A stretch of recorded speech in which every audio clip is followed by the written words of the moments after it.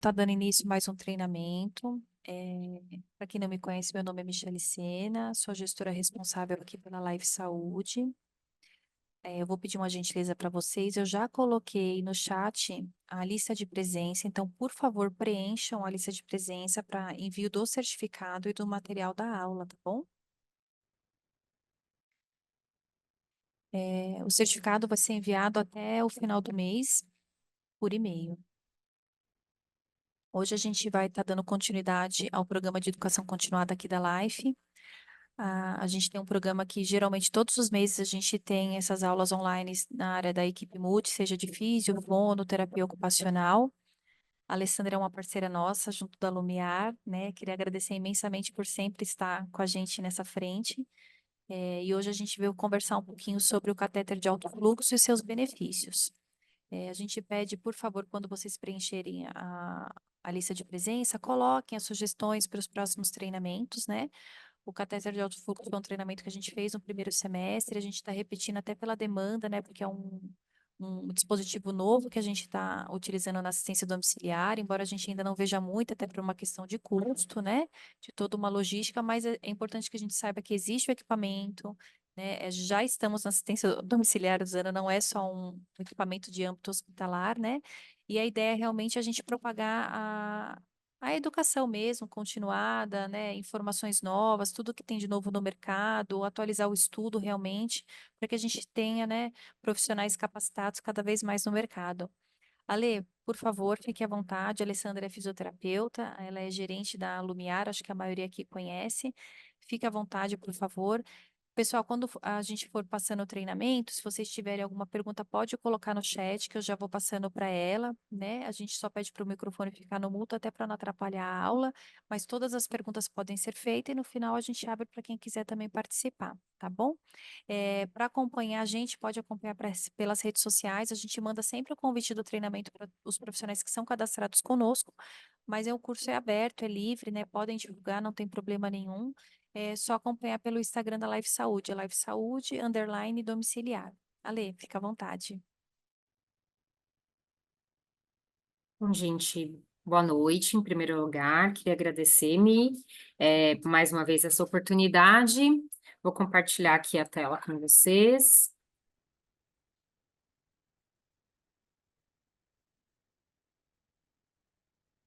Foi? Tá, já está compartilhando, Ale? Tá ótimo. Bom, pessoal, então foi o que a Mi falou, né? Vocês, se tiverem alguma dúvida, podem enviar pelo chat e aí a Mi vai colocando para vocês não esquecerem, né? Às vezes a gente deixa passar e acaba esquecendo. Bom, o catéter nasal de alto fluxo é um equipamento que no home care, né, no ambiente domiciliar, é um equipamento novo, né, vamos dizer assim, novo no sentido de usado há pouco tempo, né, mas no ambiente hospitalar a gente tem uma experiência maior, né, e um tempo maior de uso, né.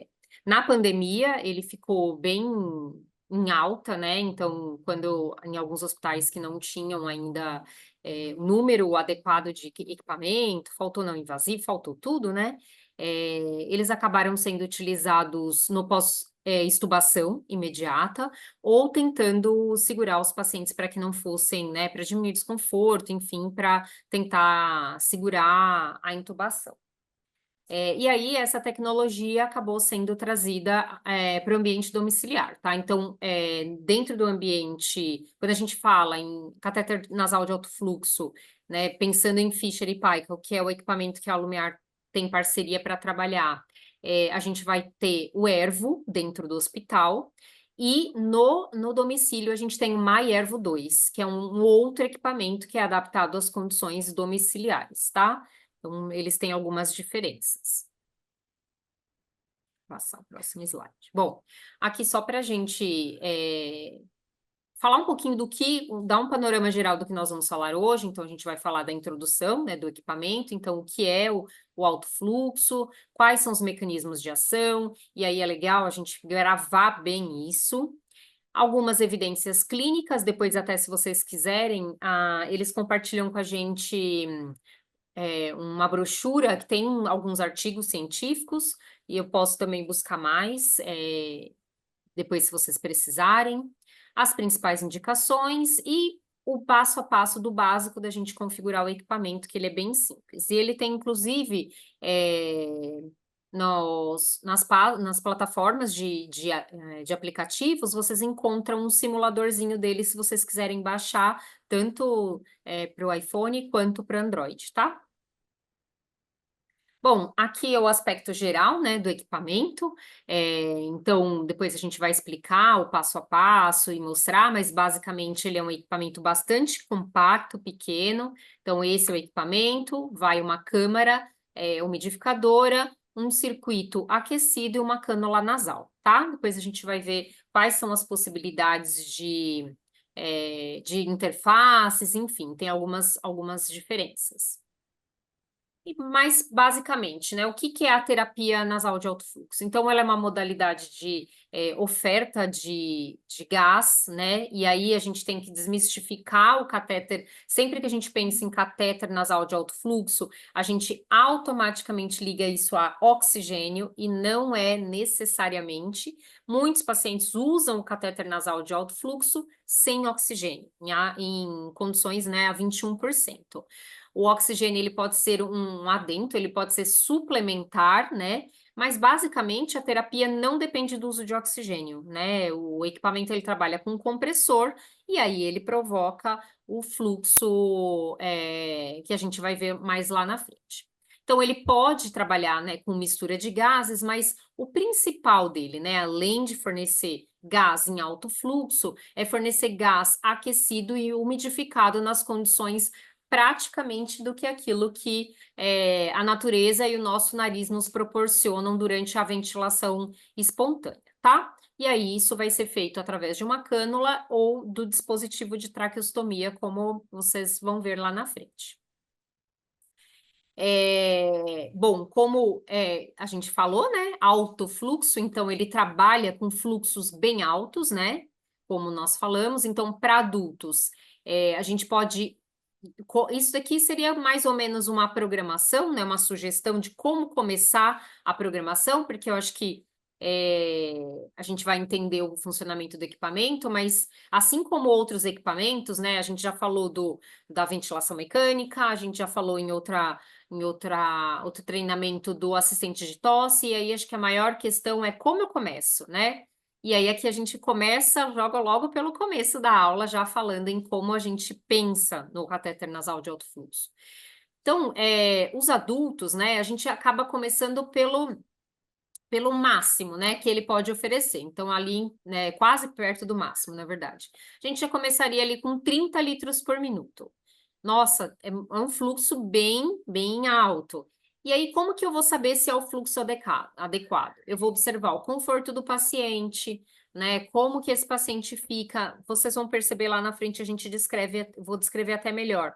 Esse paciente ele começa a fazer uma expiração mais tranquila, uma expiração mais longa, diminui frequência respiratória, diminui os sinais de aumento de trabalho respiratório, né? Uso da musculatura acessória e assim por diante. E aí, o que que eu vou observar, né?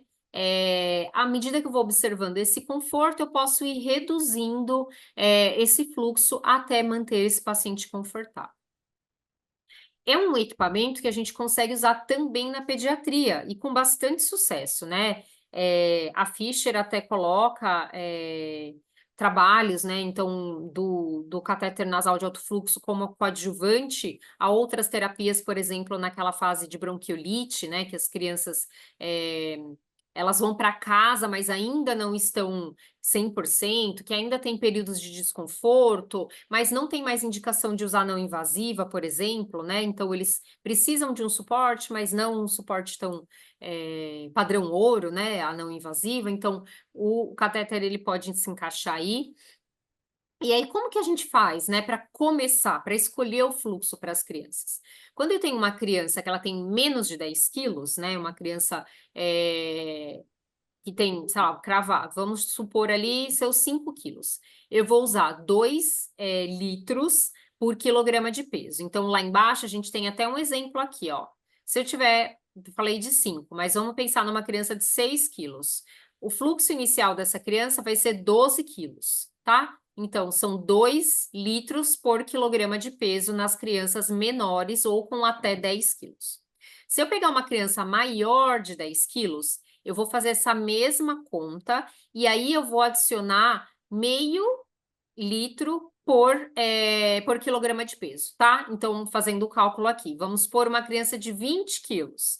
Então, se a gente for pensar, né, vai usar 1 litro por quilograma de peso, e aí eu acrescento mais meio litro por quilograma de peso. Então, uma criança de 20 quilos vai para 25 litros, tá? Então, nos pequenininhos, a gente começa com 2 por quilograma de peso, nos maiores de 10, 1 mais meio por quilograma, tá? Ale, só até para Oi? não ter dúvida, nos adultos, né, que você colocou de 30, na realidade, Isso, então a gente começa no máximo, né? isso. E vem Vai baixando. Na diminuindo, verdade, certo? isso. A gente faz o contrário. Nas crianças, a gente vai do menos para o mais, até por conta de adaptação e tudo mais. E é um equipamento que a gente não tem um risco de um barotrauma, né? É um equipamento, até porque é um catéter, a boquinha vai ter escape, a boca do adulto e tal. A questão é o conforto. Então, a gente começa do mais e vem baixando até que o paciente sinta-se confortável. Ah, mas e se ele ficar ótimo com 30? A gente vai segurar no 30, tá? Ok, perfeito. Aí a gente, né, a questão de usar ou não usar oxigênio, né? Então, em primeiro lugar, o paciente já é usuário de oxigênio. Então, vamos supor que ele já faz uso de oxigênio. Então, obviamente, a gente vai incrementar o uso do catéter nasal de alto fluxo com oxigênio, né? E lá na frente eu vou mostrar para vocês como isso é feito. E aí, a gente vai ter que ter aquela noção, a mesma de quando a gente incrementa ou suplementa oxigênio num ventilador ou num BiPAP ou num CPAP, né? Às vezes o paciente ele usa 1 litro ali no concentrador dele, e aí a hora que a gente coloca na ventilação não invasiva, ou mesmo o paciente que faz ventilação invasiva, a gente coloca a mesma litragem, e aí a gente percebe que a saturação não ficou do jeitinho que esse paciente mantinha. Por quê, né? A gente está colocando 1 litro, vamos supor como exemplo, em uma alta concentração, num fluxo maior de gás que eu vou ter para misturar. E aí, como que eu vou saber qual a litragem adequada para esse paciente que precisa dessa suplementação? Eu vou monitorar o paciente através da oximetria. E aí, eu vou aumentar esse fluxo, à medida que esse paciente precisar, tá? E aí, assim, a gente consegue colocar 15 litros, se for o caso, 20 litros, e quanto o paciente precisar de litragem de oxigênio suplementar, se for o caso. Para quem não usa e não precisa colocar nada de oxigênio, tá? Eu acho que é importante justamente isso, frisar, né, que não é a Isso. oxigenoterapia, né, Não são é alto coisas fluxo de de oxigênio, oxigênio, é são alto coisas distintas, né? fluxo de Para a gente gás. poder logo no comecinho já iniciar e não ter Deixar dúvida, né? isso Então, perfeito. isso, bem Então, claro, por né? exemplo, vamos supor, vamos dar um exemplo bem claro aqui para ficar assim. A gente tem um paciente com doença pulmonar obstrutiva crônica e a gente sabe que esses pacientes a gente tem que ter o brinco sempre, o oxigênio na régua, nem mais nem menos, né? A Sim. oferta ideal. Aí esse paciente está tendo um momento de desconforto, ou ele está, né, agudizando, ou sei lá, ele está muito secretivo e a gente quer, que a gente vai ver lá na frente, que essa umidade, umidificação, que o ar, o gás aquecido, né, leva de benefício para o paciente, melhora a expectoração, melhora tudo. Então, vamos pensar nesse paciente. Se a gente for pensar em usar 30 litros. Imagina usar para umidificar, aquecer ou dar conforto para o nosso paciente 30 litros de oxigênio. Se eu tenho esse paciente que não pode usar, sei lá, ele pode usar 1, 2, isso não dá nem para pensar, né? Então, o catéter nasal de alto fluxo, ele vai dar esse fluxo, mas ele vai dar um fluxo com gás ambiente, né? A 21%. Então, ele vai dar esse conforto para o paciente, ele vai melhorar a respiração, né? Vai diminuir o trabalho respiratório, mas com uma mistura a 21%, e se eu precisar, com indicação, a gente suplementa, tá? Acho que agora ficou claro. Sim, é para não ter dúvida, né? E se tiver dúvida, a gente volta de novo. É. Não tem problema. Bom, eh, quando que eu vou começar a perceber esse efeito, né? Então, o que os meninos colocam, né, até nos artigos, a partir do momento que a gente instala no paciente, os primeiros 5, 10 minutinhos ali, é o momento que esse paciente ele vai começar a se adaptar à terapia, como qualquer outra terapia, né? A gente tem uma fase de adaptação ali. Então, a partir do momento que eu coloco, como eu disse anteriormente, à medida que esse paciente ele começa a sentir, né, o benefício, ele começa a fazer uma inspiração mais profunda e uma expiração mais longa. Então, aquele paciente que às vezes estava puxando, respirando curtinho, né, e não expandindo adequadamente, ele começa a fazer isso porque ele tem essa ajuda adicional. Com isso, ventilando melhor, né, usando melhor a capacidade, os volumes e capacidades pulmonares, ele começa a diminuir a frequência respiratória. Muitas vezes o paciente aumenta a frequência porque ele não tem expansibilidade, enfim. E com isso eu diminuo o trabalho respiratório. Então, é nítido, você vai perceber o paciente respirando devagarzinho, né, voltando para o padrão dele e confortável. E é isso que eles referem que eles conseguem inspirar mais profundo e soltar o ar com mais facilidade, o que muitas vezes é por conta do aumento do trabalho respiratório, enfim, ele não estava conseguindo. sarampo, rubéola e cachumba. A segunda dose, É, ela não as interfaces, né? Eu acho que alguém abriu o microfone aí, gente. Pessoal, vou pedir para vocês deixarem no mudo, tá? Eu silenciei aqui novamente ali. Vamos lá. Tá bom. Só Só para não atrapalhar a aula. não senão É, senão o perde o pessoal raciocínio. fica. Não é, eu acostumei, mas às vezes interfere aí a Sim, informação. já. Sim, sim. Bom, com relação às interfaces, né? Então, a gente sempre brinca que todo o tratamento, quando a gente pensa em não invasiva, a interface é quase que 80% do tratamento. Paciente que não se adapta, ele não adere. Com relação às interfaces do catéter nasal de alto fluxo, a gente vai ter tanto o catéter, né, como o próprio nome diz, né, o catéter nasal, que é o mais comum de ser encontrado. No mercado, a gente já tem catéteres que são similares, né? Tem tamanho PMG, né, para adulto, e aí tem os pediátricos, que também tem o pequeno e o grande, o júnior, né, que a gente chama.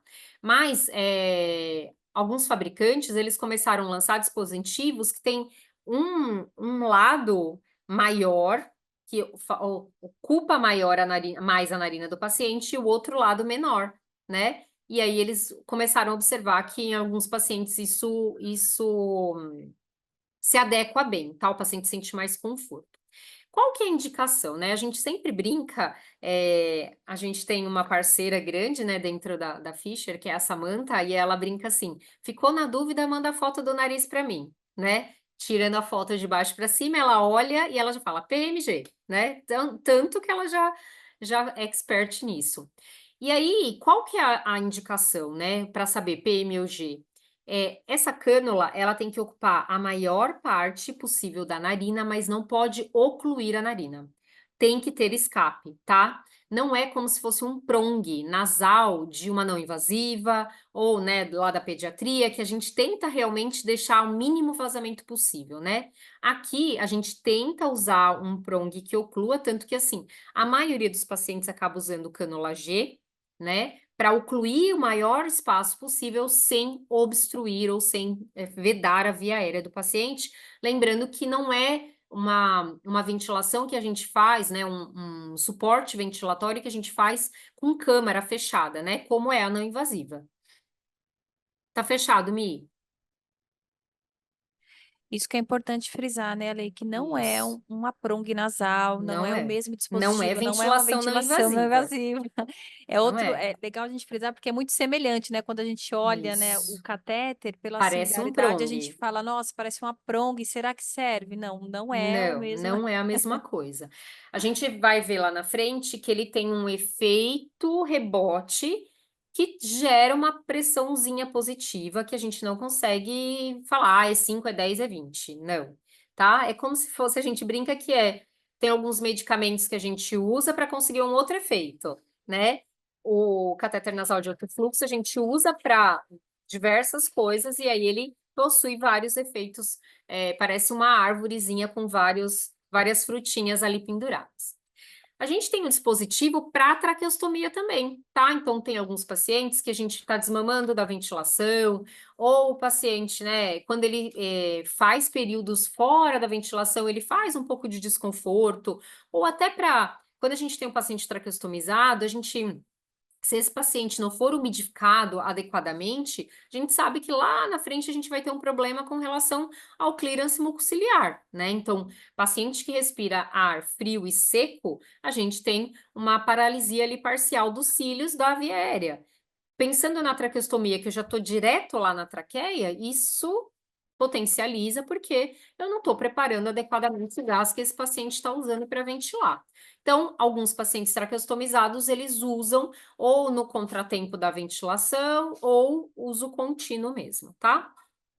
E nas crianças, né? Então, a gente pode usar como adjuvante, né, em diversas terapias. Então, como eu falei para vocês, a criança que teve bronquiolite, não está 100% ainda para ficar sem nenhum suporte, uma criança que não precisa usar não invasiva, né, não está com desconforto para chegar a usar uma não invasiva no domicílio.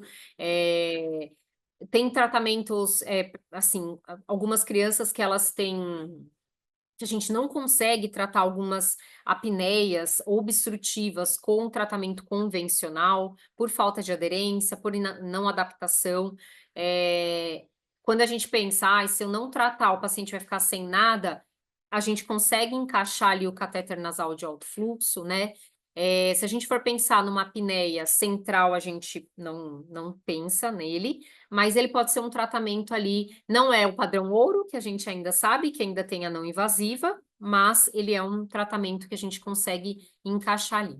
Nos pacientes que não aderem de jeito nenhum à terapia com CPAP. Ale, Oi? veio uma pergunta aqui, qual a Tá. indicação mesmo do paciente em traqueostomia? Acho que a pergunta é qual a indicação para um paciente de tráqueo para usar o Quando catéter de alto Tá. fluxo? Tá.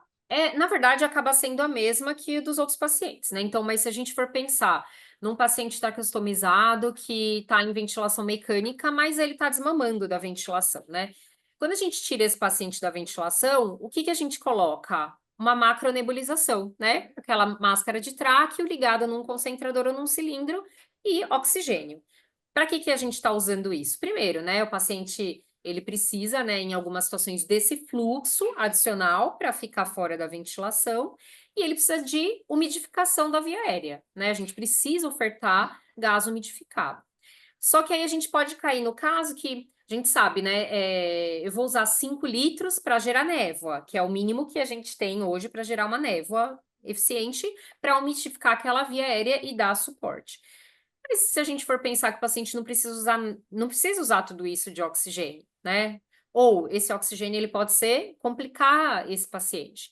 Então a gente pode entrar com um catéter de alto fluxo aí via traqueostomia, ele vai ofertar esse fluxo para o paciente para aliviar esse desconforto e em contrapartida a gente vai ver agora, a partir de agora os efeitos, os mecanismos de ação, ele vai gerar umidificação e aquecimento do gás que esse paciente está inalando, tá? É que eu não sei se Não ela sei se pegou o ficou comecinho, claro. que ela acho que É. não pegou é Raquel o nome.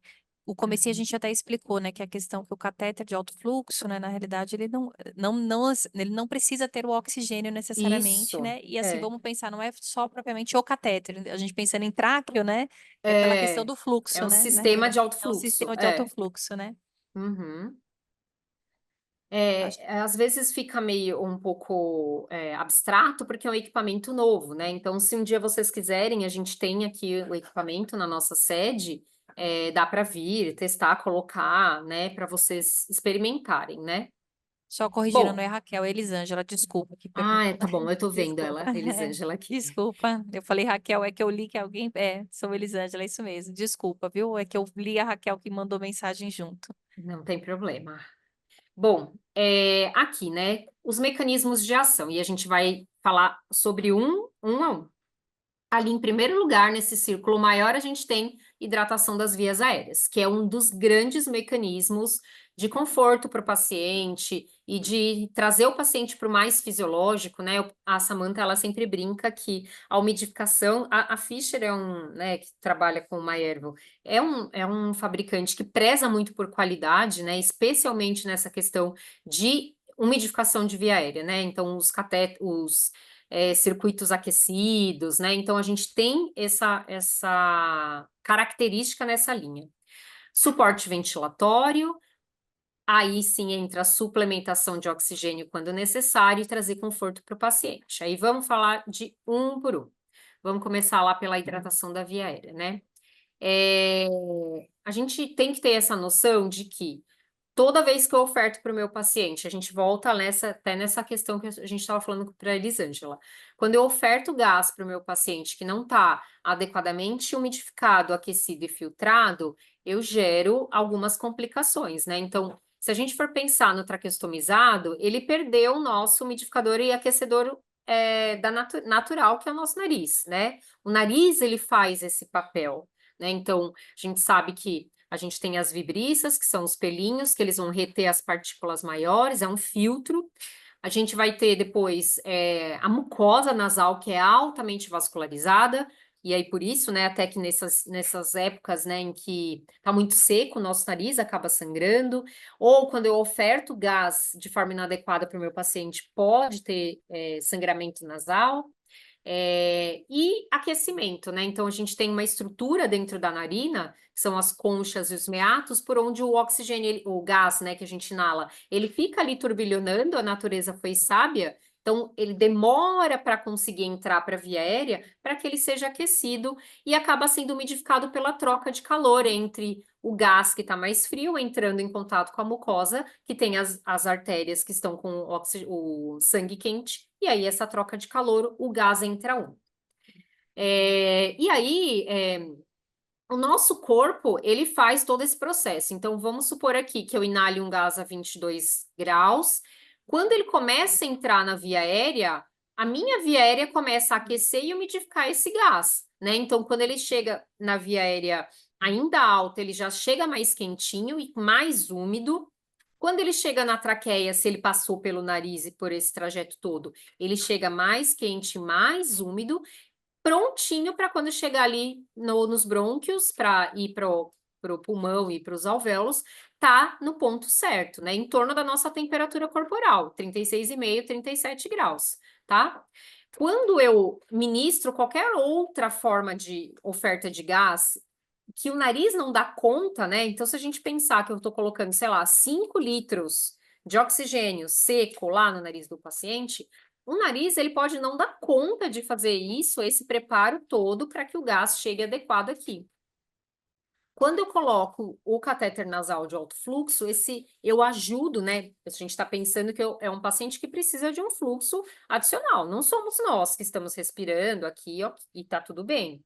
É um paciente que está desconfortável, que ele está aumentando a demanda dele ventilatória, e aí, quando ele pode também não dar conta, né, de fazer essa preparação do gás. O catéter de alto fluxo vai lá e prepara esse gás. Então, a gente vai ver que eu consigo programar o equipamento para que eu comece a usar o equipamento a 37 graus. Nossa, 37 graus, não vai queimar a viária do paciente? Não, é a nossa temperatura corporal. Tá? Com as crianças a gente começa com 34 e aí mantém 34 e com os adultos a gente pode chegar até 37 e esse paciente vai ventilar, tá? Não, sem prejuízo nenhum da via aérea. E aí eu já oferto o gás pronto para o paciente, né? Em alto fluxo, então vamos pensar que a gente está com um adulto, a gente colocou 20 litros por minuto de gás, não é de oxigênio, já quentinho e já umidificado só para ele fazer a troca, tá? E aí eu melhoro aqui nosso amigo, nossos cílios, né? Então eu deixo o muco mais adequado, mais fluido, porque gás frio a gente viu lá atrás que pode provocar uma perda da motilidade parcial ou total até dos cílios, e aí eu provoco ressecamento da secreção, dificuldade para carrear a secreção. O paciente vai ter região de aprisionamento, toda vez que eu não carreio adequadamente, não faço o clearance adequado da via aérea, eu tenho chance de infectar, tá? Aqui nesse próximo slide, a gente mostra quem se beneficia disso, tá? Todo paciente que tem, por algum motivo, essa depuração mucociliar comprometida é um paciente que se beneficia. Então, olha lá, a gente falou lá atrás, o paciente DPOC. Ele é um paciente que, em algumas situações, ele é bem secretivo, né? O paciente que ele tem predominância, né? A gente sabe que o DPOC ele tem uma parte predominante ou enfisematoso ou bronquítico. Quanto mais bronquítico ele for, mais secretivo ele é. Quanto mais enfisematoso ele for, mais ele retém CO2, né? Isso tudo é combinado, cada paciente é um, né? E aí a gente pode ter um paciente que retém CO2 e que tem muita secreção, tá? Alguns pacientes, eles podem ter, né, alguma patologia de base, bronquiectasia, né? Bronquiectasia, não sei se todo mundo lembra, mas, assim, é um brônquio que ele é inflamado, inflamado, inflamado, inflamado, e ele começa a ficar tortuoso. E aí, em algumas regiões, a gente tem uma diminuição desse calibre brônquico, por onde a secreção não consegue passar. E aí ela fica aprisionada e esse paciente pode evoluir com pneumonia de repetição e assim. O nosso DPOC, em algum estágio da vida dele lá na frente, e o nosso asmático também, por processo crônico, ele pode vir a evoluir a desenvolver uma bronquiectasia, tá? Fora outras várias patologias pulmonares também que o paciente pode desenvolver. Os nossos pacientes de fibrose cística, né, ou mucoviscidose, a mesma patologia, são pacientes extremamente secretivos, né, que têm até dificuldade para expectorar devido à viscosidade, à perda da viscosidade da secreção, né, a secreção vira uma coisa viscosa ali que ele não consegue, às vezes, dar conta. Por quê? Porque é uma secreção difícil de tirar. Se eu consigo melhorar a viscosidade, né, através da umidade, eu consigo melhorar a condição de vida desse paciente, tá? Nosso paciente asmático, a gente vai ver que ele também se beneficia por conta até desse link com a bronquiectasia, mas ele se beneficia mais ainda por um outro efeito que a gente vai ver lá na frente. Os nossos traqueostomizados, eu acho que a gente já falou até bastante nesse caso. As discinesias ciliares, né, são doenças geralmente de origem genética, em que o paciente ele tem uma perda ou uma assincronia no sincronismo dos cílios, né? Então, tem algumas patologias em que, enquanto um cílio está empurrando para cima, né? Os cílios eles empurram sempre de baixo para cima. Um cílio está empurrando para cima, o outro está para baixo, né? Então, é uma discinesia. E as mucosites, né? Que são as inflamações ali das mucosas. Aqui, né, o tabagismo ele acaba vindo como um incremento em todas essas doenças, né, essas patologias pulmonares, e o próprio envelhecimento do paciente, e aí a perda já das condições ótimas da via aérea por conta do nosso envelhecimento. Aqui, né, enquanto suporte ventilatório, né, aqui a gente naquele momento em que a gente falou, né?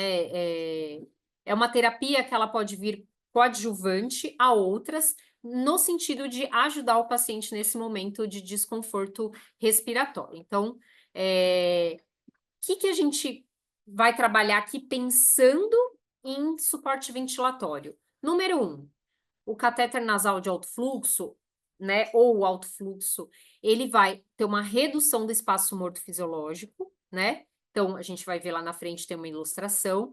E ele também provoca um aumento de da pressão positiva dinâmica na via aérea. Vamos falar um de cada aqui. Redução do espaço morto. A gente sabe, né, que a gente tem espaço morto anatômico, espaço morto fisiológico, né? Então, todo o ar que a gente não troca, né, aqui, que fica na via aérea superior, que aqui está representado com essa cor mais escura, é um gás que ele entra e ele sai, mas aqui não tem troca, né? Então, muitos pacientes que são retentores crônicos, toda vez que a gente brinca, que a gente fala, vamos lavar o espaço morto, né? Então, ventilação não invasiva, o que ela faz? Ela tira esse gás daqui. O catéter nasal de alto fluxo faz a mesma coisa, né? Então, ele vai jogar um fluxo alto, então, obrigatoriamente, ele vai fazer essa troca. Esse gás não vai ficar aqui parado, saturado, né? Então, entra um fluxo pela narina e ele lava esse gás. Então, aqui, ó, eliminação desse gás que está aprisionado na via aérea superior, sem troca, reduz a reinalação do CO2, que fica nessa região. Então, se a gente for pensar, para a gente, isso não tem problema, porque a gente está com a troca adequada. Mas quando eu pego um paciente retentor de CO2, se eu consigo eliminar esse gás que está ali na via aérea, né, eu consigo trazer um gás enriquecido com oxigênio, ou simplesmente lavar esse gás que está ali aprisionado, a reinalação que a gente provoca de CO2 é melhor, tá? E aí eu acabo melhorando a ventilação alveolar do meu paciente. Então, chega um gás mais adequado para o paciente. Gente, tudo bem isso? Se não entender isso, a gente tem que parar e explicar de outro jeito. Ale, acho que tá tudo tranquilo. Ninguém colocou. É importante ver, que aí é o desenho mesmo da narina, né? A ideia desse espaço Isso. morto, a gente pensando na Vocês via veem o aérea meu superior. cursor quando eu passo, Mi, o cursor do Vê mouse? sim. Ah, então tá bom. Eu tô Sim. pensando, falei, gente, se eles não estão vendo, Não, é isso até pra gente elucidar mesmo. Na realidade, é esse ar isso. que fica parado aqui na parte da É nasal, bem isso aqui, realmente, ó. e bem a É, parte bem esse. superior mesmo, das vias Vai aéreas. ali aonde não tem troca, né, gente? É uma área que não tem troca. A gente Se a gente tem só pensar, o alto fluxo condução. faz isso, ele empurra, né? Vamos pensar assim, ele É, empurra ele aquilo que está empurra e ele parado obriga a sair. É, ele empurra, faz a troca e sai, e né? sai. Acho que pode seguir, Ale. Isso. Bom, e aí o segundo efeito, né, que a gente brinca, que é aquele que você atirou numa coisa e acertou outra, que é a pressão positiva dinâmica nas vias aéreas, né?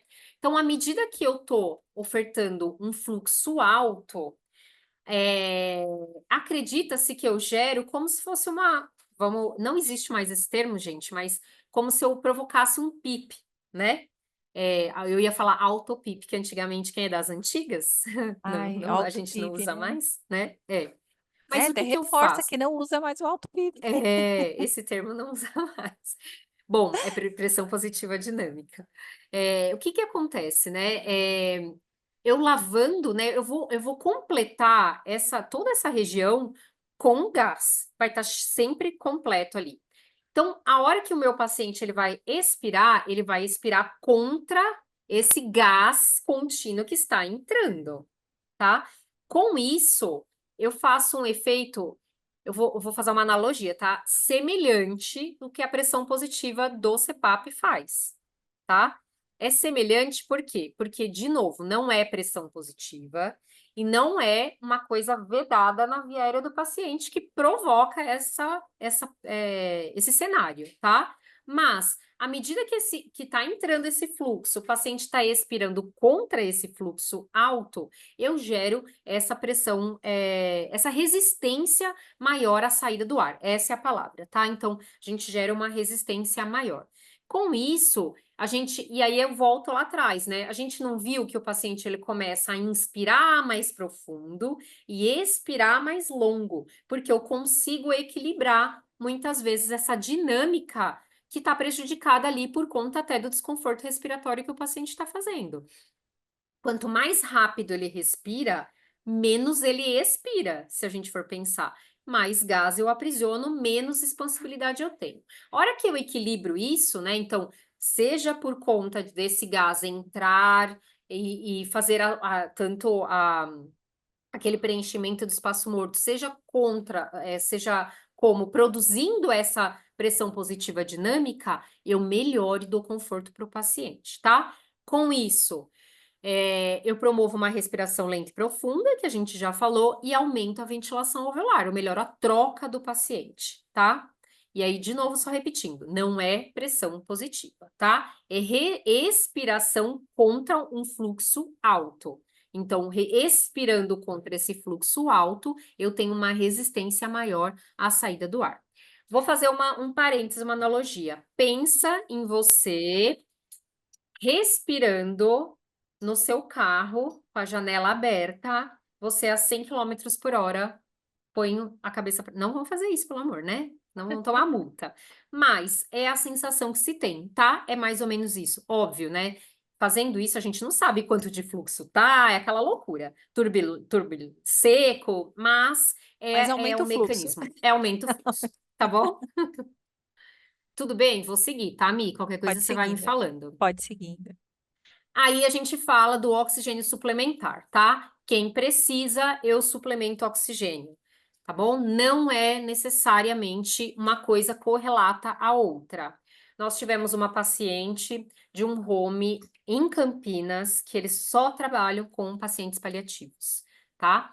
E aí essa paciente, ela não queria usar não invasiva de jeito nenhum, porque ela queria falar com a família na terminalidade dela, e aí, só que ela não conseguia, tinha desconforto, né? E aí ela precisava de oxigênio suplementar, tá? Era uma neoplasia de pulmão. E aí a gente suplementou 20, se eu não estou enganada, 20 litros de O2, porque ela estava com uma demanda altíssima. E manteve ela no catéter de alto fluxo, porque ela queria esperar a filha dela dos Estados Unidos chegar para ela se despedir. E aí a gente conseguiu segurar ela 3 dias até a filha dela chegar, porque teve todo questões, né? Chegou. Bom, nesse meio tempo ela chupou sorvete de manga que ela queria, ela falou o que ela queria, e aí ela teve essa passagem dela da finitude com conforto, tá? O patos que a gente ia ficar só metendo um monte de oxigênio nela, não ia ser uma coisa legal, e ela não ia ter conforto, e ela se recusou a usar a não invasiva, tá? Então, só um exemplo aqui para vocês. Conforto do paciente, né, gente? Hoje a gente não dá para fazer nada que não provoque conforto, né? Principalmente quando eu estou no domicílio. Às vezes no hospital, o paciente você até vê que ele está desconfortável, mas é uma coisa que, né, é transitória e tal. Mas em casa não dá para manter paciente com desconforto, tá? Então, o catéter nasal de alto fluxo, ele vai propiciar esse conforto para o nosso paciente, tá? Com todos esses benefícios, em quem que eu vou pensar, né? Quem que vai se encaixar? E aí vocês vão ver que vários pacientes, eles estão em vários quadradinhos desse, né? Então, quem se beneficia da hidratação da via aérea? A gente já falou, fibrose, bronquiectasia, discinesia, pacientes com pneumonia também, porque eu melhorando essa condição que ele tem de eliminação das secreções, eu diminuo o foco pneumônico, né? A gente pensar na pneumonia, ele é um grande bololô ali, que é um caldo para que algum oportunista venha ali e piore a situação do paciente. Quando eu melhoro esse clearance, eu diminuo essa predisposição do paciente. Nossos DPOCs e os asmáticos. Pacientes de suplementação. Paciente, quando vai para casa, né, e assim, se a gente for pensar, pós-Covid, que ainda precisa, né, de conforto, né, porque ainda tem um certo grau de desconforto, principalmente tem gente que usa o catéter de alto fluxo em reab, né, então tem algumas clínicas de reabilitação que usam o catéter nasal de alto fluxo para reabilitar pós-Covid, né, então aí esses casos em algumas situações podem precisar de suplemento de oxigênio, e aí outros usos, né, que aqui a gente começa basicamente no hospital, tá? Então, paciente que saiu da ventilação com SDRA, né? Então, que a gente chamava antigamente de SARA, né? Síndrome do desconforto respiratório agudo. Não chama mais, agora é SDRA. Pneumonia em resolução, pré e pós-transplante pulmonar, de novo, fibrose cística, pacientes com câncer de pulmão, doença cardíaca congênita e pré e pós-operatório de cirurgia cardíaca. Quando eu tenho aqui, pensando em suporte ventilatório, então, que eu vou ajudar o paciente pensando lá na minha condição do espaço morto e pensando ali na pressão, na resistência ativa, pressão positiva ativa da via aérea. De novo, DPOC, asma, fibrose pulmonar, doença neuromuscular. Ai, Alessandra, então eu vou pegar o meu paciente de ELA, não vou deixar mais ele usar não invasiva através de BiPAP, Stellar, Astra ou Trilogy, seja o que for, e vou colocar no catéter nasal de alto fluxo? Não é isso, gente. Tem muitos pacientes que, quando eles começam nas doenças neuromusculares, eles fazem períodos de uso de ventilação não invasiva. Em alguns outros momentos, eles não usam nada. Ou eles usam catéter de oxigênio. A gente pode pensar, né, em alguns pacientes, em colocar o catéter nasal de alto fluxo nesse momento em que ele está fazendo descanso da ventilação não invasiva, Na tá? realidade, é Eu vou... avaliar a clínica, né, Alê? Assim, isso é Isso. importante, né? A clínica é soberana, Clínica tá, é gente? soberana, né? Pensando num Sempre. paciente desse de neuromuscular, para não ter realmente também, né? É isso que você falou. Sim. às vezes no início, porque a gente tem que lembrar que a clínica e a mecânica, ele precisa de pressão, né? Ele não tem uma alteração Isso. fisiopatológica de alvéolo, né? Nada Não, disso. Então, não. se a gente avaliar a clínica, isso que você falou, de repente uma indicação intercalando com um período Isso. que ele possa É ficar essa a fora do indicação. É. ventilador, né? Enfim. Ele vai comer ou ele vai Isso, querer, né? isso. Tem pacientes que eles trabalham ainda, né? Eu tenho alguns Sim, pacientes que eles trabalham e eles ainda falam. E aí, assim, pensando nisso, esse alto fluxo vai ajudar até o paciente conseguir falar auxilia, melhor, exatamente, né? por conta desse Então, fluxo. desse fluxo. Mas ele não vai substituir a pressão positiva. Até lembrando, isso que a Michelle falou é um gancho ótimo. Paciente de doença neuromuscular, ele não pode gastar a musculatura. Então, ele não pode ficar desconfortável, né? Então, muitas vezes, os pacientes, eles acabam indo para tráqueo, porque a gente começou até tarde. Acho que, Mi, até um tema legal da gente pensar em doença Sim, neuromuscular, né?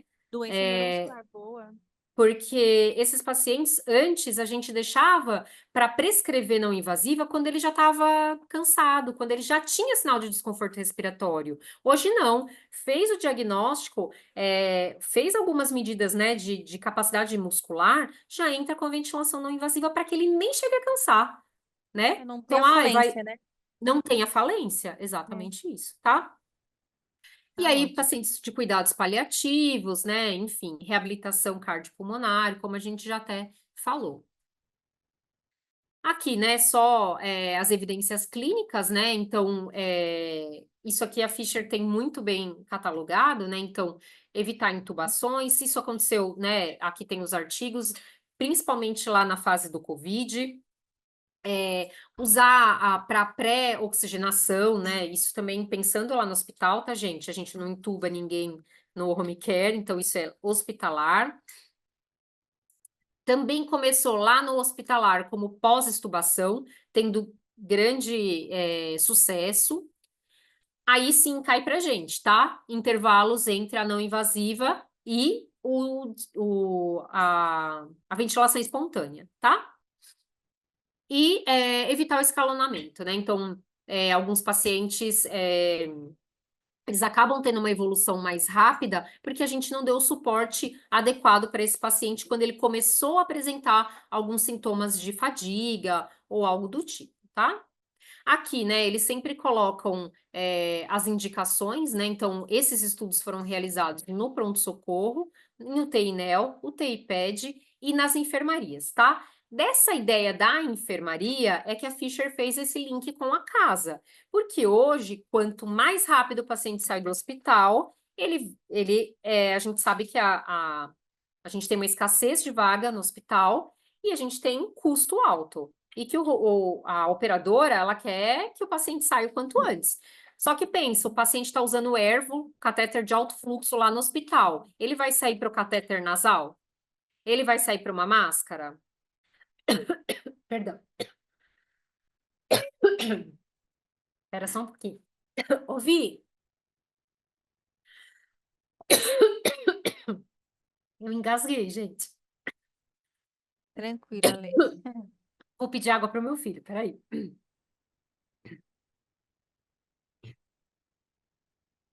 Ô filho, Vitor, traz água para a mãe.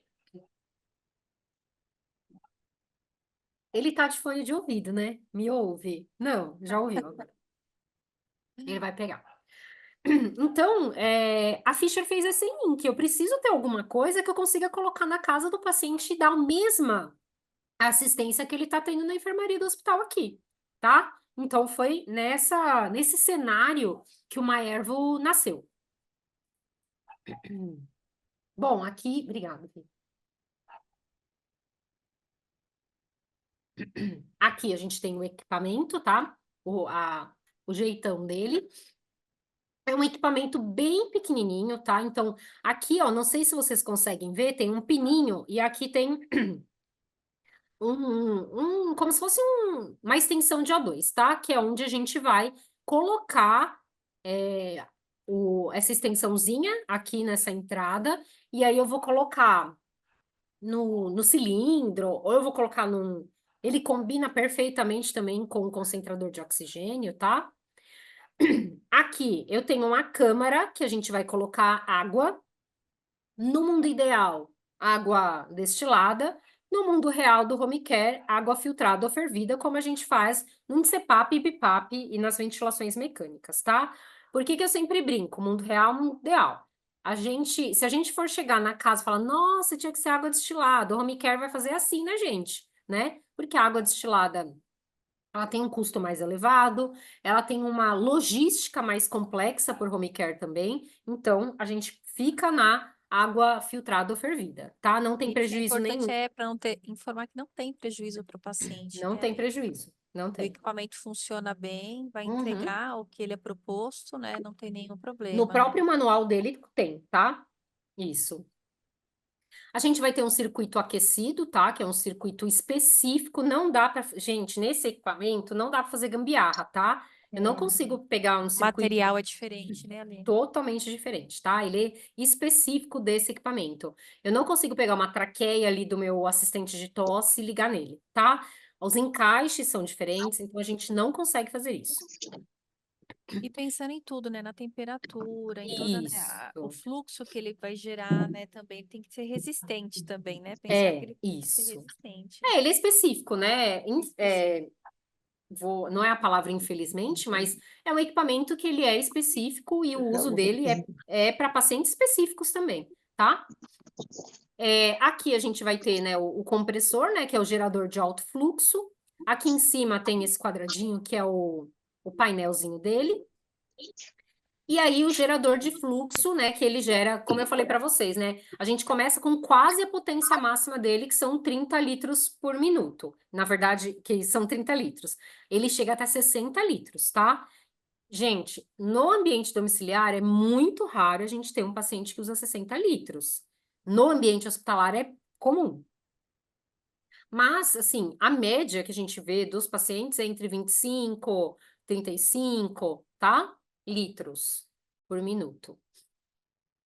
Aí aqui só desmontado, tá? Então, de novo, aqui a gente coloca até os códigos assim, né, também para porque ele é tão específico que ele tem códigos próprios, né? Então, até pra gente, quando a gente vai lançar um pedido, a gente tem que saber esses códigos para não lançar cânula, cada cânula tem um código diferente, é tudo bem específico, tá? Então, aqui desmontado, né, a gente tem o equipamento, o reservatório também não é um reservatório de que a gente consegue usar do CPAP ou Aquela da base base aquecida aquecida comum, né? universal, não. Porque, ó, tá vendo? Ele tem dois encaixes aqui, ó, que encaixam aqui, faz um clique, tá? Ela parece uma base aquecida, um reservatório de base aquecida universal, mas não é, tá?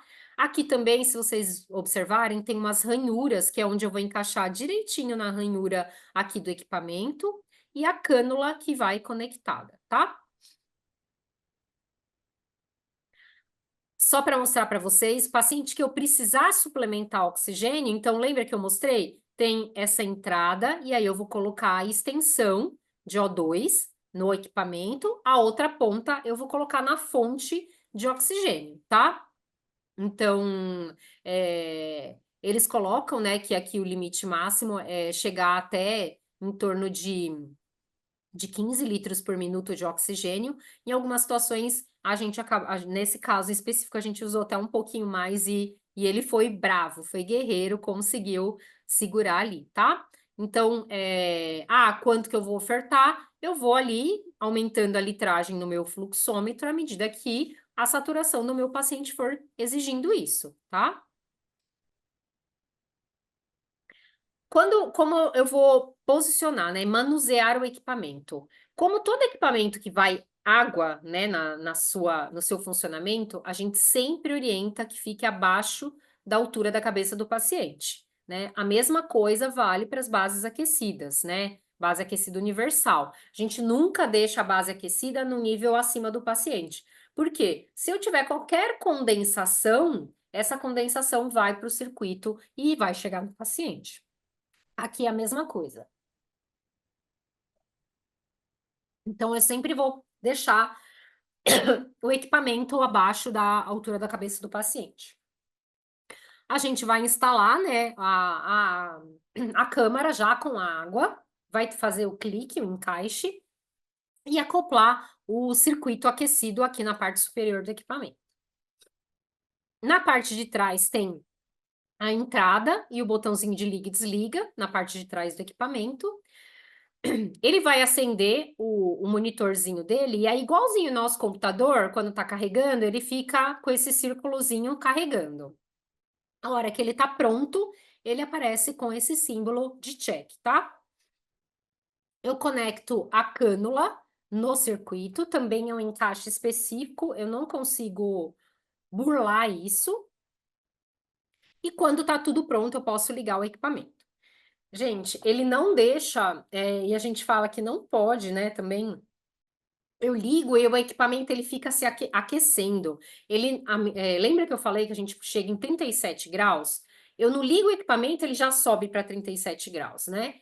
Ele precisa esquentar a água. Então, ele só vai mostrar para você que ele está pronto para uso quando tiver tudo ok. Então, não adianta eu querer ligar e já colocar no paciente, porque eu vou estar ofertando ar seco e frio, tá? Então, eu tenho que esperar o equipamento me mostrar que ele está pronto.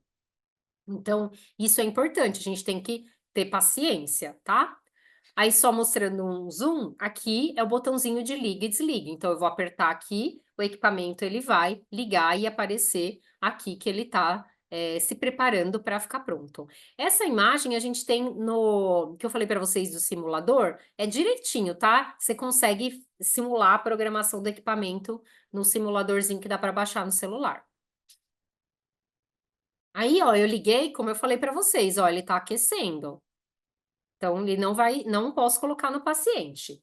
Tá pronto para uso, já aqueceu, ok, consigo seguir, tá? E aí, eu vou partir para a parametrização do equipamento. Quanto de temperatura eu quero, quanto de fluxo eu quero, e aí eu vou usar o botãozinho para o lado, né? Então, eu vou com a setinha para o lado, e depois eu vou para cima e para baixo, aumentando ou diminuindo. Então, ó, isso daqui é o modo adulto, tá? Porque depois a gente consegue entrar no modo júnior, que é para as crianças. O mesmo equipamento a gente pode parametrizar para adulto e para criança, tá? Ah, e qual vai ser a diferença? Fluxo e temperatura, tá? Então, as crianças a gente não consegue chegar a 37 graus, tá? Porque é uma via aérea mais sensível, enfim. Aí aqui, se eu quiser, eu posso diminuir. Ah, quero usar 30 graus. Posso, tá? Que é quase o mínimo, né? Que é o mínimo, na verdade. A próxima tela é a tela de fluxo, né? Eu vou passando de uma tela para outra com a setinha. E aí a mesma coisa, eu vou para cima e para baixo, alterando o fluxo por minuto que eu quero programar, meu paciente. Estando tudo programado, ele liberou, tá quentinho, é só colocar no nariz do paciente e a terapia começa, tá? Uma coisa importante, quanto tempo que esse paciente pode usar o alto fluxo? Não tem isso, tá, gente? Não vai, ele pode usar, sei lá, a única restrição que a gente fala, quanto mais tempo esse paciente... É uma terapia benefício-uso dependente. Alguns artigos da Fisher, eles colocam que se o paciente usar menos de 8 horas o equipamento, ele não vai atingir esses benefícios em termos de clearance mucociliar, tá? Ah, então quando que eu colocaria, por exemplo, mas o meu paciente tem que fazer as coisas dele, não dá para ele ficar preso no equipamento 8 horas. Ele usa para dormir, tá? Então tem muitos pacientes que eles passam a noite com o equipamento, no dia seguinte acorda e vida que segue. Quando eu estou, por exemplo, numa clínica de reabilitação, o paciente fica 1 hora lá usando equipamento. Eu vou usar o efeito do fluxo, melhorar conforto e tal, mas eu não consigo atingir o benefício pleno da umidificação, que é uso dependente, tá? Ali eu acho que é bem isso, né? Porque a gente está pensando em utilizar em momentos diferentes. Vamos pensar num paciente hospitalar, o paciente ele fica Usos 24 diferentes. horas, né? Pensando num Isso. paciente em âmbito hospitalar, fica 24 horas, né, com equipamento. Pensando, como você falou, na assistência domiciliar, vamos verificar a demanda, se é um paciente ativo, como você falou, se Exato. ele tiver outras atividades, o que que é recomendável para atingir o objetivo, que é no caso de quem produziu o equipamento, tem que ter pelo menos 8 horas, certo? Que você Isso, falou. isso, Mas tem isso isso. que você falou também. A gente vê muitas clínicas hoje que são especializadas em reabilitação cardiopulmonar, né? Enfim, nessa parte respiratória, Exato. que já tem o dispositivo. E aí, para não ter Exato. nenhum conflito, porque assim, vai ficar com uma terapia, às vezes, de 50 minutos, 1 hora, né? Isso. E a gente não pode pensar que ali não está tendo Não tá resultado tendo também. benefício. Não, Tá tendo benefício. é que assim, como a gente viu, né, naquela bolinha cheia de efeitos, cada paciente, por isso que saiu aquela bolinha e os usos, né, as patologias. Se eu for pensar no paciente que eu quero melhorar o clearance mucociliar, eu preciso dessas 8 horas. Ah, eu não consigo ficar 8 horas, eu não consigo dormir. A gente vai se virar nos 30. Mas se eu pensar na REAB, eu vou pensar num paciente que vai usar ali seus 40, 50 minutos. Mas eu vou ter na cabeça que eu não quero que o paciente, ele não tem secreção, esse paciente. Eu não quero modificar secreção. O que eu quero é dar conforto para ele durante o exercício. Então, o paciente está fazendo uma bicicleta, e eu quero melhorar a capacidade ventilatória dele. Então, eu coloco o catéter de alto fluxo, mas aí eu sei, eu não vou estar tendo o efeito total com relação ao clearance, mas eu vou usar o efeito do fluxo lá que a gente falou, de expirar contra uma pressão ali, né? Por Então, isso que é importante conhecer, para justamente quando indicar isso em domicílio, né, Olha? Isso que você exatamente, falou, porque para a gente não ter uma exatamente, visão distorcida em achar, mas qual o benefício para um paciente em domicílio? Né, se a isso. gente vê em nuances diferentes, mas é importante ter essa avaliação, ter esse critério, para justamente, às vezes, indicar, né? Olha, tem a indicação de usar o catéter de alto fluxo, né? Isso. Ele é bem versátil, né? Que a gente consegue usá-lo com diferentes objetivos. Sim, É que assim, né, Mi? É que a gente volta lá naquilo que a gente sempre fala nas nossos treinamentos. Eu preciso saber o que que o meu paciente tem, o que que é o fisiológico, o que que a patologia dele provocou nele e o que que o meu equipamento, a minha técnica, o que que eu quero com aquilo, qual né? é o Por quê? objetivo, né? Exatamente, o meu objetivo tem que estar claro, né? Quando eu penso em ventilação mecânica, o pessoal quebra a cabeça e tal. Não, eu sei o que o paciente tem, o que a patologia provocou e o suporte ventilatório, que entra o alto fluxo, ele vai ajudar o paciente a fazer aquilo que naquele momento ele não consegue, né? Então, ele tá respirando com uma expiração curta, ele tá retendo o CO2, é isso que eu vou atacar. E ótimo, né? Então, é isso, a gente precisa ter objetivos claros, né? Sim. Até porque, gente, a gente não falou isso, não é um equipamento barato, tá? É, nem falamos ainda Então, do custo. nem falamos, tá? A gente vai falar logo pra frente. Então, você tem que ser certeiro na indicação. Por quê? Porque é um equipamento que você vai ter que justificar direitinho por que que você está pedindo, tá? Ele é sensacional, mas ele ainda, infelizmente, acho que à medida que a gente for tendo demanda, a gente consegue, como outros Sim. equipamentos, né? Lá Que já atrás, aconteceu isso, né? o Assistente assistente de de tosse foi tosse. a mesma coisa, né? Gerou demanda, apareceu equipamentos mais baratos e mais versáteis, enfim. Aqui, gente, Pode. todas as vezes que, né, o paciente for desligar o equipamento, ele tem, por segurança, ele fica 99 minutos secando. Então, ele esquenta, mas aí é uma temperatura altésima para secar o circuito e o catéter, tá? Então, recomenda-se que os pacientes, assim que terminou de usar, façam isso. Ah, Alessandra, mas eu usei 2 horinhas, aí eu vou até o mercado, daqui eu vou voltar e vou usar mais um pouco. Eu posso abortar isso, né? Porque às vezes o paciente vai voltar antes desses 99 minutos aqui. Então, ele aperta de novo o botão de desligar e aborta essa missão, tá? Mas, para quem o paciente que passou a noite, ele só vai usar a noite de novo. Deixa secar, tá bom? E pelo amor de Deus, alto fluxo com esse símbolo na tela, de jeito nenhum colocar no nariz do paciente, porque senão aí a gente vai queimar a viária do paciente, tá bom? Limpeza. Então, diariamente usar o modo secagem, né? Enxaguar a cânula, então lava a cânula direitinho, limpa ela e coloca no modo secagem para ela secar. Conectar a cânula, né, no circuito para ela participar desse modo secagem e depois aí esvazia a câmara de água. Depois que tiver tudo geladinho, tá, gente? Não vai pôr a mão no negócio fervendo. Aí, semanalmente, né? Eles recomendam, né, a lavagem do circuito todo, da cânula, por imersão, né? Eles colocam até uma solução de água e vinagre.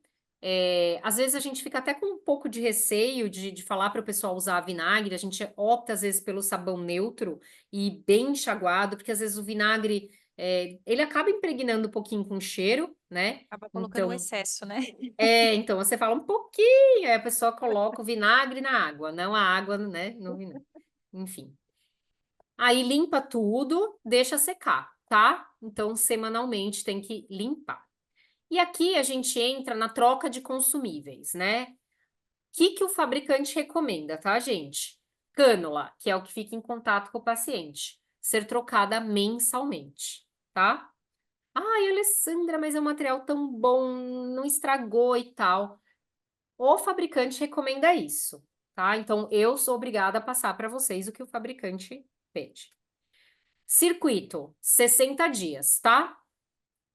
Filtros, vou até passar aqui. Filtros de ar, 90 dias. O equipamento, a gente manda ele com filtro trocado e aí a cada 90 dias tem que trocar. E aí é um pacotinho que vai com 3 filtros. Então, aí o paciente fica ali com um bom tempo de filtro para trocar. E a câmara não tem um prazo específico para troca, tá? A Fisher não coloca isso como se fosse um prazo indeterminado, mas quando a gente olha lá nos manuais da Fisher, eles recomendam entre 1 e 2 anos troca desse equipamento ou avaria. Esse tempo vai depender do cuidado que a casa tem com o material, tá? É o mesmo que a gente fala para reservatório de base aquecida. Ai, troco de quanto em quanto tempo? Tem home care que troca a cada 3 meses, tem home care que troca a cada 6, tem home care que troca uma vez por ano, tem home care que só troca se quebra, né? Então, É isso porque vai aí é o controle depender do mesmo home care. interno, né, Ale? O Isso. E CCIH, a aí, questão aí envolve outras coisas. exatamente, Custo, a gente sabe que tem isso exatamente. também, né? Mas Isso. aí você está passando o que é o O que é o recomendado pelo ideal do fabricante. fabricante. Então, se vocês tiverem que falar com alguém, fale com o home care que você está trabalhando, né? Não vai falar na casa, ai, nossa, já passou um mês, não trocou. Sempre reportar para o home care que vocês estão trabalhando, tá? E aí a É, dúvida, né? E tira, dependendo do home care que você vai isso, trocar em um tempo menor ou maior, para não gerar conflito também isso, dentro da residência, né? exatamente, porque eles vão perguntar para quem está indo lá, né? Sempre. Uma recomendação que a gente fala é assim: começou a amarelar, você percebeu que a parte metálica da base começou a mudar de cor. Gente, é impressionante. Às vezes vem equipamento para. Ai, a gente tem cada foto, gente. Vem equipamento para fazer assistência técnica aqui com a gente, que tem mofo na base aquecida, principalmente CPAP. Aí eu falo, gente, como que essa pessoa está respirando esse ar? Ou seja, nunca lavou, não tomou cuidado. Enfim, né? A gente tem que tomar cuidado. Gente, estou aberta a perguntas. O Mi, se momento é agora. você achou que faltou alguma coisa que você lembra aí dos outros treinamentos milhares que você já assistiu? Eu acho que o principal até para a gente deixar, acho que é importante lembrar, né, como você iniciou a indicação técnica, né, a indicação clínica do paciente, ela é soberana, né? Então é importante conhecer a funcionalidade do equipamento para indicar, né? Qual que é o Isso, benefício de usar um catéter de alto fluxo, né? Então, assim, pensando que ele pode ser usado como você pontuou, sem o oxigênio, que é outro ponto importante que isso, a gente tem que lembrar, a gente não precisa estar associando a oxigenoterapia. Ele pode ser usado? Pode, mas o alto fluxo ele pode sim ser utilizado somente pela questão do sozinho. fluxo, né, sozinho. Então, são pontos importantes. O outro ponto que você relatou, acho que é importante, é a forma como administrar isso para o paciente, né? Tem que esperar o aquecimento, né? Ter toda uma ordem. Isso Isso, é importante porque na clínica, na prática, a gente no dia a dia, às vezes são coisas, mas não tá, tá com problema. Não, ele precisa de um tempo para aquecimento e o ao contrário também. Após o uso, ele também precisa, né, ficar naquele modo, como você falou, que ele fica lá os 99 minutos, né? Para fazer essa secagem.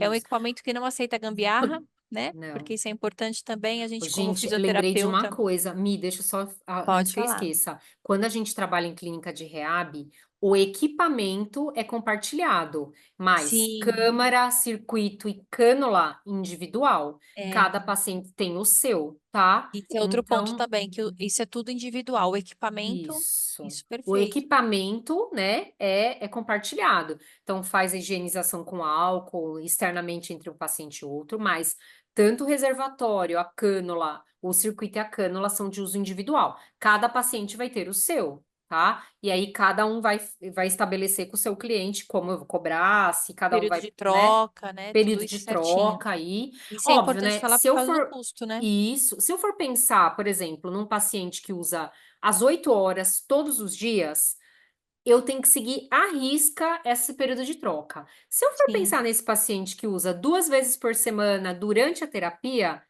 gente, né? Por racionalidade, eu posso segurar um pouquinho mais, tá? Mas É é a bem isso mesmo, recomendação da é empresa, tá? recomendação. A gente tem que saber o que é a recomendação do fabricante, mas é importante respeitar cada home care, porque a gente sabe que realmente Isso, vai ser eles que vão estar dispersando esse material, né? E eles têm um CCIH, existe um controle também, a gente sabe que exato, envolve custo, mas existe também, né, um controle realmente de infecção, e isso que é bom senso, como a Lê falou, né? Se você, exato, que nem numa clínica, o paciente vai usar 2 vezes por semana, ele não vai trocar provavelmente uma vez por mês o equipamento, o exato. circuito. Lembrando, como a gente falou, esse tipo de material, a gente que é físio, né? A gente gosta muito de se adaptar, né? Pega um espaço morto, pega um catéter, pega um tubo T, pega uma É, fêmea. Esse equipamento, neste momento, vamos falar assim, ele não tem como a é, gente fazer. Ele tem um circuito próprio, então não dá para a gente pegar uma traqueia que a gente usa para um BIPAP. Então é importante a isso, gente orientar isso e até para passar para as famílias, se a gente tem uma casa que tem esse equipamento, né? Não tem como ter essas adaptações, né? É importante que realmente o material ele é de uso exclusivo para o equipamento, né? Então, até para a gente saber orientar, né? Porque a gente às vezes chega exato. para a gente, ah, mas não dá para arrumar, não dá para fazer, não dá para cortar, não Não, dá para pôr, né? não dá, né? Então vai mudar realmente, né? O equipamento não vai ter, infelizmente, entregar o que ele é proposto, né? Então são pontos Exatamente. importantes a gente lembrar. Como a Lê falou, isso daí, né? Numa clínica, né? Como vai ser feito, são situações diferentes, mas é importante que vocês conheçam que pode sim ser usado no ambiente domiciliar e fora dele também. Né? Muitas Uhum, clínicas acabam utilizando, e a clínica é soberana em relação à indicação técnica, né? A gente sim, precisa conhecer a patologia do paciente, né, para poder indicar um dispositivo. Ela, como ela relatou, é novo na assistência domiciliar, então, assim, não é acessível ainda a todos, a porque a gente sabe todos. que existe também um custo, liberação, mas é importante que vocês conheçam o equipamento, porque, assim, se de repente chegou na residência, tem esse equipamento, né? É, Não conhece, vale muito a pena sim pesquisar, por isso que a gente trouxe o tema, é um tema muito importante, porque a gente sabe que já começou a surgir nos pacientes de home care. Colocando é aqui, isso tá, a mesmo. Elisângela está perguntando se o curso fica gravado. A gente está ainda em preparação para uma plataforma do YouTube, tá, Elisângela? O material ele é disponibilizado junto com o certificado, a gente manda tudo por e-mail, mas a gravação, provavelmente ainda mais aí para os próximos 30 dias, porque a gente está pegando as gravações dos cursos anteriores, né? Que a gente acabou gravando, então a gente vai subir na plataforma da Life Saúde no YouTube. Aí a gente disponibiliza o link, mas como está em formulação ainda, então ainda a gente não tem isso pronto, mas eu acredito que mais uns 30 dias. Pessoal, se tiverem mais alguma dúvida, alguma coisa que vocês queiram pontuar, é importante, porque o momento é agora, né? Assim, a Lumiar, ela tem o equipamento no mercado, a Alessandra é uma parceira Sim. muito grande nossa aqui, e assim, é um equipamento teoricamente em custo, né, Ale? Só para ter uma diferença, assim, só para entender, o aluguel dele ele é mais caro que um equipamento comum, né, Ale? Como que só? É, o aluguel dele tá ali entre, se a gente for ver mais ou menos ali perto do Estelar, né? Que já é um Ah, ventilador, isso, é um ventilador, já né? é um ventilador, e os circuitos você vai gastar em média, sei lá, 1.500 entre circuito e catéter, quase perto de R$ 2.000.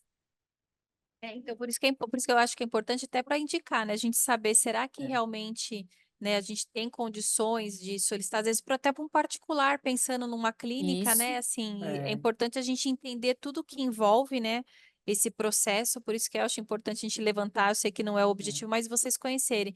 Ele é um Uhum. pouquinho caro, e por isso que é É. isso que a Lê falou, às vezes ainda não tem no mercado concorrente, né, Lê, assim, Então, eu tenho um home care hoje, para vocês terem uma noção, não vou falar nomes, tá? Não, não posso. Mas um home care super grande, super grande. Eu acho que eles devem ter 5 pacientes em São Paulo, do tamanho que é São Paulo, né? São Paulo não é São Paulo só a cidade, né? Região metropolitana, tal. Eu acho que só 5 pacientes, tá? E aí, acaba barateando um pouco para eles, porque eles compram em quantidade, né? Então, aí a Sim. gente consegue barganha de preço, enfim. Então, eles conseguem nos insumos, né? O preço do equipamento é igual para É praticamente igual todo para todo. mundo. É. Ale, tem aqui a Elisângela colocou, ele não gera uma pressão positiva, correto? Mas no A gente não Covid, chama. eu acho que ela quis dizer que ela viu em bastante Usou paciente fazendo bastante. uso na UTI. É, vi, Isso, ela colocou isso. aqui, então É teve, isso mesmo. assim, se puder só sinalizar, porque usou bastante, Uhum. né, Ale? Usou. Na verdade, assim, a ficha ela até coloca como gerar pressão positiva. É que eu sou um pouco mais cautelosa em falar. Tem artigos até que falam que gera em torno. Eles fazem um cálculo. Eu não vou lembrar aqui de cabeça, tá, gente? Porque isso é mais para o hospital mesmo, que aí o fluxo é 60, né? A cada nível de fluxo que você usa, um incremento de pressão que a via aérea tem de resistência expiratória. Mais ou menos como quando a gente usa a capela ou o flutter, o shaker, Flutter. a Uhum. gente sabe que o objetivo dele é gerar oscilação. Mas a resistência que a própria bolinha impõe à Acaba, exalação gera uma pressão positiva que a gente não sabe mensurar, não consegue mensurar especificamente quanto é, não é tá? mensurável, né, a carga disso Não é. também. Isso. É semelhante ao que acontece no alto fluxo. Então, esse fluxo alto que está entrando provoca uma resistência à expiração, que quanto mais alto o fluxo, maior vai ser essa resistência. Então, existe uma estimativa de quanto se provoca, vamos pôr entre aspas, de pressão positiva, tá? Mas voltando, pressão positiva mesmo, ela é aquela que o equipamento pressuriza bem a via aérea e feita de forma fechada, tá? Mas a gente gera uma situação de pressão positiva na via aérea. Não sei se ficou É, claro.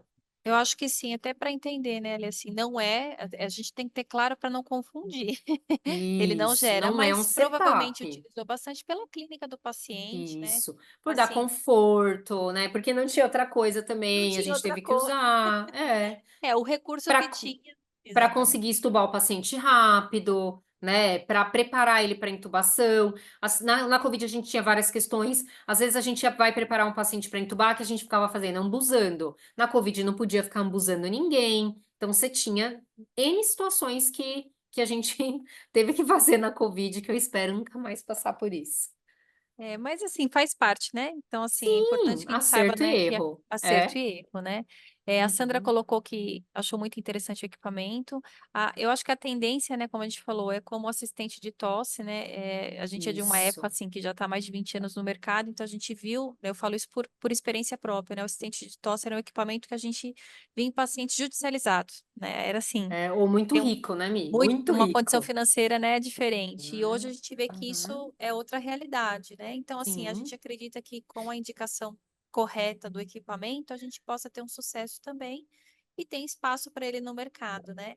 Então, Sim, assim, a Elisa já colocou aqui, não imaginei, então, imaginei isso mesmo, porque não tinha VNI o suficiente, então acaba adaptando o que tem no paciente. E a gente imagina que sim, né, Ale? Na realidade, não nesse período ele, que ele acabou tem o seu acontecendo. mérito, né? Ele tem o seu mérito porque ele ajudava o paciente, né? Quando a gente viu lá, ele tem essa questão de reduzir o trabalho respiratório. E a gente estava trabalhando com um paciente que estava super desconfortável e prestes a fadigar. Então, nosso objetivo ali era não deixar o paciente fadigar de jeito nenhum, né? E aí, ele tem o seu mérito. Pessoal, eu queria agradecer a todos que participaram. Como eu informei, eu deixei o link, né, no começo, e fui colocando, à medida que entravam outras pessoas na sala, eu fui colocando o link para colocar, preencher a lista de presença, porque é por ela que eu consigo enviar o certificado e o material, essa apresentação da Alessandra, a gente envia para vocês também, tá bom?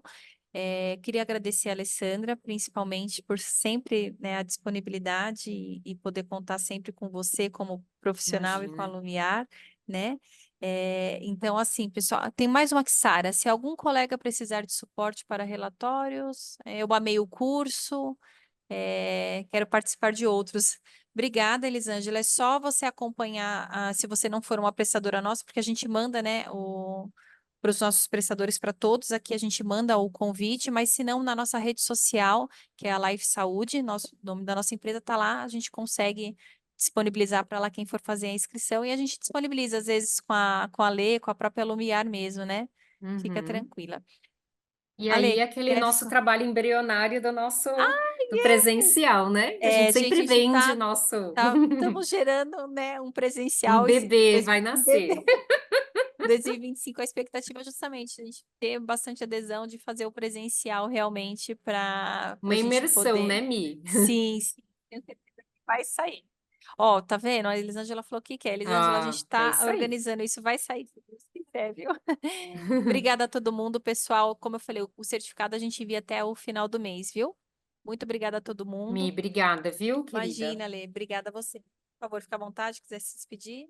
Não só agradecer a todos, a gente sabe que todo mundo já trabalhou, um dia, né, fica longo, mas muito obrigada, e é isso, gente, tanto a Lumiar quanto eu, a gente está sempre à disposição, a Mi tem meu contato, se alguém precisar chamar no particular, fiquem à vontade, e é isso, a gente tem que dar a mão e fazer o atendimento domiciliar crescer, né, gente? Conhecimento, é espalhar, né? Quanto mais É conhecimento, isso melhor. aí, A ideia é isso, é disseminar as boas fortalecer, práticas, né? fortalecer realmente o segmento, porque na realidade a gente precisa um do outro, né?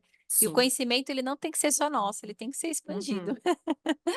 Obrigada, pessoal. Boa noite, viu? Obrigada, Boa gente. semana. Fiquem com Deus, viu? Tchau, tchau.